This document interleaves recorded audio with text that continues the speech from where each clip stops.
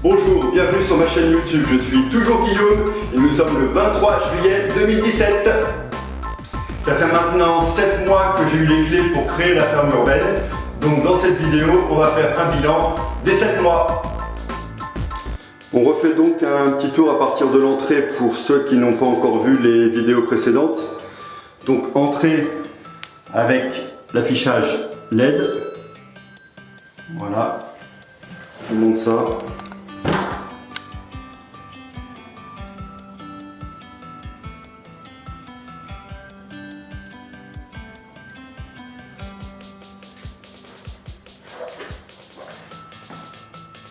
Voilà, donc entrée avec l'affichage LED, on peut aussi mettre en normal.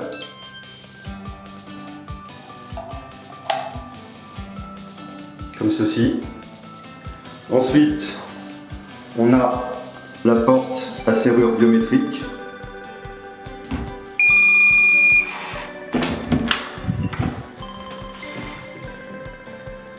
L'interrupteur tactile. Un frigidaire, ça permet de faire de la stratification à froid. Bien évidemment, des tiroirs pour tout ce qui est poubelle, rangement. Un évier, très important. Ça permet, moi, de renouveler l'eau de certaines plantes, etc. Donc voilà, c'est très utile, l'évier. Un peu de matériel, de quoi travailler, un plan de travail. Et puis, vous l'avez vu dans une vidéo récente, j'ai installé ce meuble. Donc en bas vous avez les jeunes pousses. Donc c'est la première phase un petit peu dans la ferme urbaine. Voilà, donc là j'ai démarré des graines de Physalis pruinosa encore, de la germandrée tomenteuse et du basilic citron. Donc ça c'est vraiment récent, hein, ça a été lancé il y a 2-3 jours. Et puis là c'est des radis aussi qui sont là depuis à peu près 4-5 jours. Au-dessus on a tout ce qui est vraiment démarrage, donc un germoir, ça c'est pour les radis. Et à côté vous avez les laitues. Voilà, donc on voit que en intérieur les laitues pour le démarrage ça marche très bien. À côté vous avez la machine avec pareil laitue qui est là depuis un petit moment maintenant. Au-dessus vous avez les bouteilles qui sont en attente d'utilisation. Et après au-dessus j'ai des gants, je vais vous montrer. Là des gants, ça permet en fait de ne pas se couper. Et puis ça c'est un bac pour récupérer des matières végétales. Excusez-moi.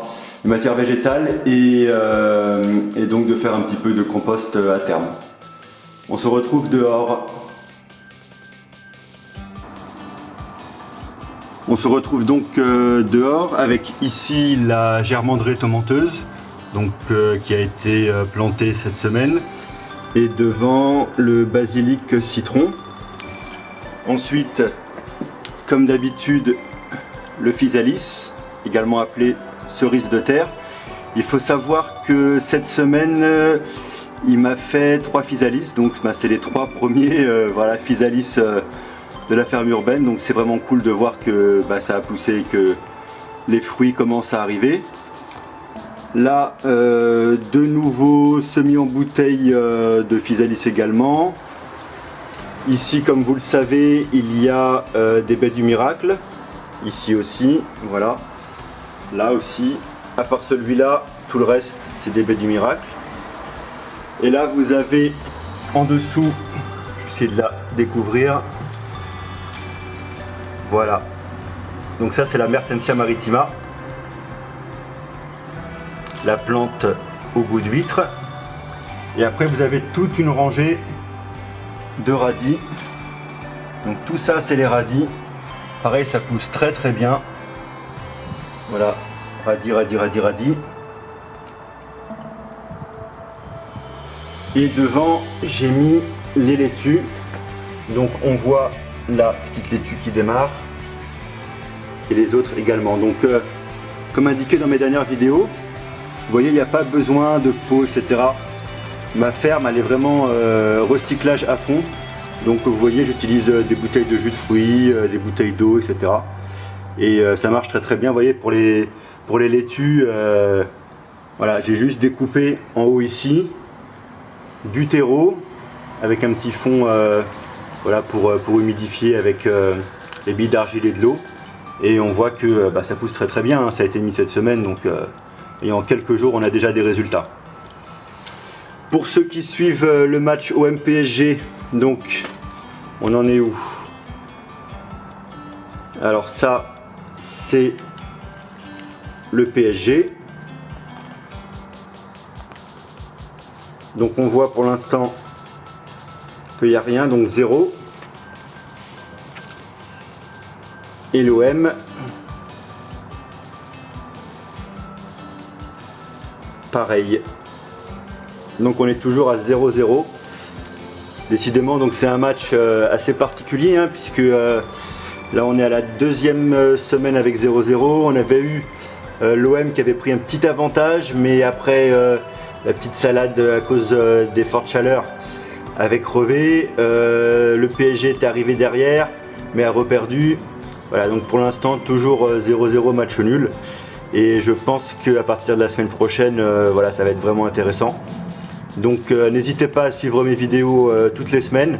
Toutes les semaines, connectez-vous pour suivre l'évolution de ce match OM-PSG.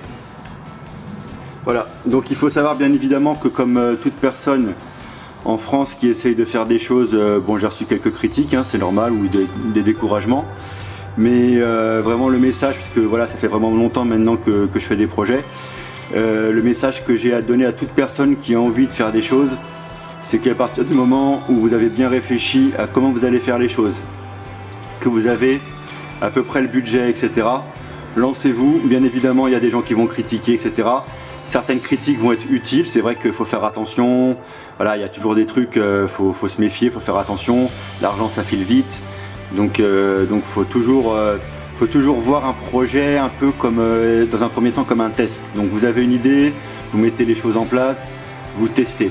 Voilà, donc soit ça fonctionne, soit ça fonctionne pas. Donc si ça fonctionne, vous continuez. On va dire que c'était la première phase. Et si ça fonctionne pas, vous pouvez soit effectivement arrêter parce que ça n'a pas fonctionné ou parce que ça vous a coûté trop d'argent, ou tout simplement revoir votre projet et peut-être que en voyant les choses différemment, vous allez vous organiser différemment pour lancer le projet. Étant donné que nous sommes sur YouTube, je voudrais rappeler quelque chose. YouTube à l'origine, c'était un site de rencontres par vidéo. L'idée première de YouTube, c'était de faire des vidéos pour faire un genre de site de rencontre.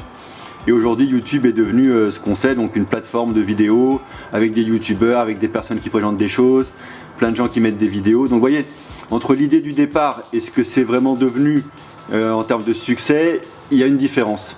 Donc c'est pour ça vraiment ça peut arriver des fois de faire un projet et puis donc comme je vous dis, en première phase on teste et le test n'est pas concluant. Moi ça m'est arrivé plein de fois, voilà, ça fait partie de l'entrepreneuriat.